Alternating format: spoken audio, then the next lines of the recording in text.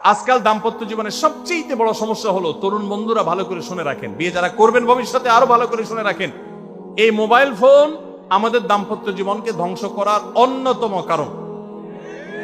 অতএব আল্লাহর ওয়াস্তে মোবাইলগুলোকে নিয়ন্ত্রণ করেন, মোবাইলগুলোকে নিয়ন্ত্রণ করেন। বাসায় ঢোকার আগে মোবাইলের গলা চেপে বন্ধ করেন, এরোপ্লেন মুড করেন। ফ্যামিলিকে একান্তে কিছু সময় দেন। সারাক্ষণ খাচ্ছেন মোবাইল টিপতে টিপতে, ওই যে কৌতুক আছে না, যে মোবাইল টিপতে টিপতে খাচ্ছে, খায়া ডাইল মনে করে পানি ঢেলে নিছে পাতে।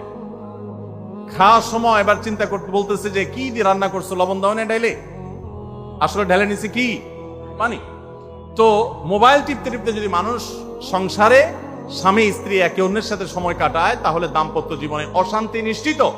যত অশান্তি এবং যত ঝগড়া, যত ভুল বোঝাবুঝি আমাদের ফ্যামিলিগুলোতে হয়, এর অন্যতম প্রধান কারণ হলো এই মোবাইল এডিকশন, মোবাইল আসক্তি। স্বামী বলেন স্ত্রী বলেন উভয় একান্তে স্বামী স্ত্রী বাসা বাড়িতে তো অবস্থান যতদিন করবেন, ব্যবসা বাণিজ্য কাজ কাম আল্লাহর হস্তে, এগুলো সব জমা রেখে তারপর স্বামী স্ত্রী একে অন্যকে সময় দিবেন, ইনশাআল্লাহ দাম্পত্য জীবনের সুখ শান্তি আসবে।